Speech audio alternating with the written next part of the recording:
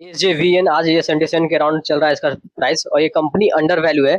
तो हम लोग इसका एनालिसिस करेंगे। और एक बात और कि अभी पूरे मार्केट में जितने भी सरकारी पावर सेक्टर हो या एनर्जी से रिलेटेड कंपनियां हैं, सब ऑलमोस्ट चल रही है। और कुछ तो हाई लगा दिए, जैसे सेल हो गया, भेल हो गया, फिर एनटीपीसी हो गया, एनएचपीसी हो गया। ये सब कुछ कुछ शेयर्स अभी काफी सरकारी गवर्नमेंट कंपनियां अभी काफी धूम मचा रही है। तो उसमें से एसजेवीएन भी एक है। और हम लोग इसका स्क्रैच से सब कुछ एनालिसिस करेंगे, फंडामेंटल, फ्यूचर ग्रोथ, टेक्निकल, और चार्ट पे देखेंगे कि चार्ट क्या बोल रहा है। चार्ट पे इसने हल्का हल्का सिग्नल देना स्टार्ट कर दिया है, और इसका हम लोग सब कुछ देखेंगे और देखेंगे करंट लेवल पे बाई करने लायक है या नहीं, या इन फ्यूचर में इसका क्या हो सकता है इन्वेस्टमेंट के पर्पज से। और दूसरी बात ये भी जानेंगे, अगर जिन लोगों ने इसमें अगर किसी भी लेवल में बने हैं तो वो क्या करें, उनके लिए क्या रहेगा। तो पहली बात मैं बता दूं, ये कोई बाइंग सेलिंग रिकमेंडेशन नहीं है, सिर्फ एनालिसिस है, एजुकेशन पर्पज से।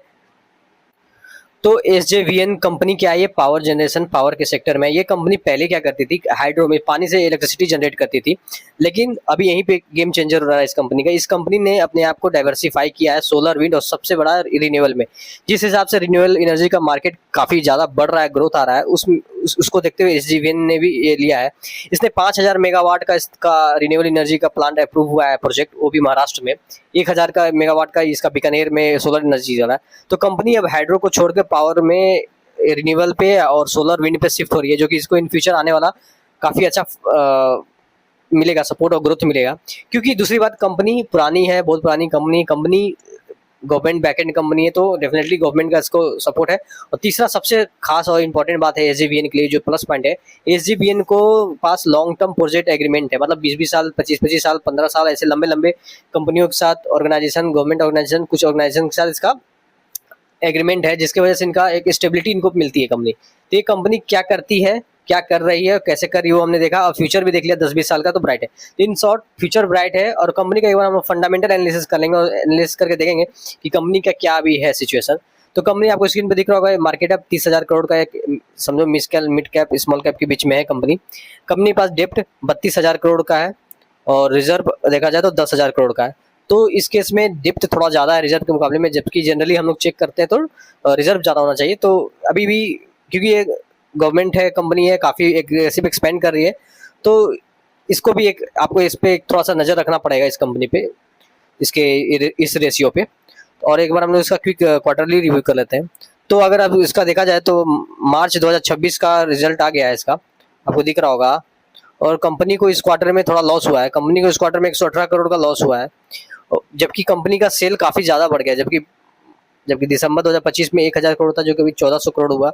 वहाँ पे इंक्रीज हुआ सेल। जबकि नेट प्रॉफिट इसका कार हुआ, क्यों, कंपनी ने एक्सपेंस ज़्यादा कर दिए खर्च, और उस पर टैक्स लगने की वजह से टैक्स काफ़ी ज़्यादा लगाया, जो कि जिसकी वजह से आप यहाँ पे दिख रहा होगा, कंपनी ने 153% टैक्स पे किया है, जो कि काफ़ी ज़्यादा, जिसकी वजह से इनका रेवेन्यू समझो कि आपका माइनस में आ गया। तो ये कोई बड़ी बात नहीं है, क्योंकि टैक्स ये बढ़ते घटते रहते, ये फिक्स नहीं रहते। तो जिस हिसाब से अगर टैक्स अगर कम कर दिया जाए तो इसका नेट प्रॉफिट, कंपनी प्रॉफिटेबल एक समय में हो सकती थी, पर रियलिटी में कंपनी ने इस क्वार्टर में थोड़ा सा लॉस बुक किया है। अगर ईयर ऑन ईयर देखा जाए तो कंपनी का नो डाउट सेल एक समय 2015 में 2800 करोड़ था, अभी 4500 करोड़ हो गया, सेल काफ़ी इंक्रीज हुआ है। नेट प्रॉफिट इस क्वार्टर मार्च 2026 में 642 करोड़ के अराउंड है, और जबकि पिछले समय इसका 800 के अराउंड था, और उससे पहले 900, उससे पहले 1000, 1500। तो थोड़ा सा यहाँ पे प्रॉफिट में भी डिक्लाइन हुआ है, पर अभी तक तो कंपनी कंटिन्यू प्रॉफिटेबल है। जिस हिसाब से एक्सपेंड कर रही है उसके साथ कंपनी अभी प्रॉफिटेबल है, तो ये इसका एक प्लस पॉइंट बनता है। रेवेन्यू और डेप्ट हम लोगों ने ऑलरेडी पहले भी डिस्कस कर लिया है इसके बारे में, तो ये रेशियो थोड़ा सा ज़्यादा है, पर हाँ मैनेजेबल हो सकता है, पर इसको मॉनिटर करने की जरूरत है।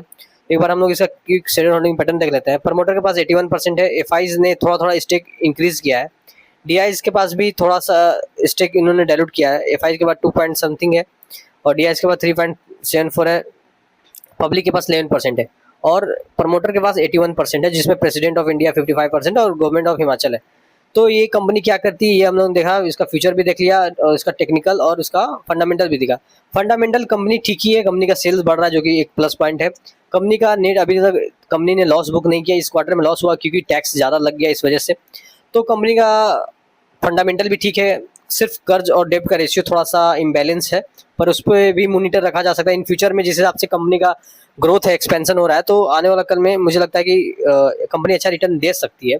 ऐसा भी केसेस काफ़ी टर्न ऑन स्टोरी बनती है कुछ कुछ केसेस।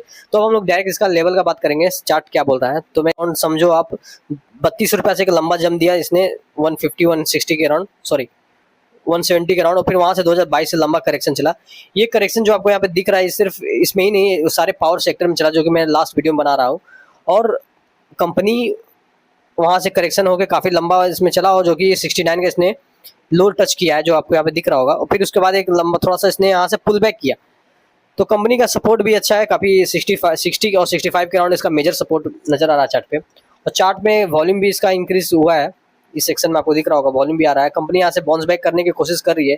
मेरे एनालिसिस ये कोई बाइंग सेलिंग नहीं है, मेरा पर्सनल एनालिसिस है, हम लोग चार्ट एनालिसिस करें तो। क्योंकि कंपनी एक लंबे समय से डाउनफॉल आ रही थी, और कंपनी जितना मैक्सिमम इसमें सेलिंग प्रेशर जो था वो सब कुछ हो चुका।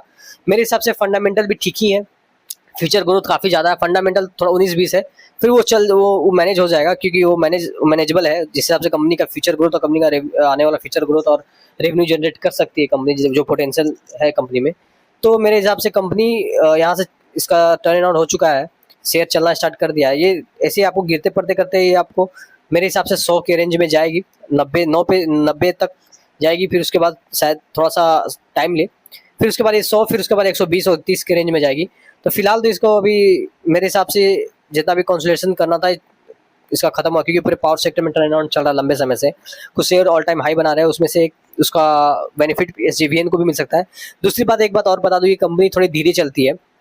ये कंपनी लो बीटा शेयर्स है, तो ये थोड़ा धीरे धीरे चाल चलती है। तो पर लॉन्ग टर्म में अगर देखा जाए, जिनका लॉन्ग टर्म का विजन है, या जो भी ऊपर के लेवल में कोई होंगे, जो मान लो किसी ने कभी खरीद रही है, कोई बाइंग सेलिंग नहीं है, पर 15, 20, 25 जो भी लेवल है, तो मेरे हिसाब से उनको थोड़ा पेशेंस रखना चाहिए, क्योंकि शेयर अब यहाँ से टर्न आउट करके चलने का कोशिश किया है, दोबारा अटेम्प्ट कर रहा है शेयर यहाँ से बाउंस बैक करने का, जो कि एक अच्छी प्लस पॉइंट है।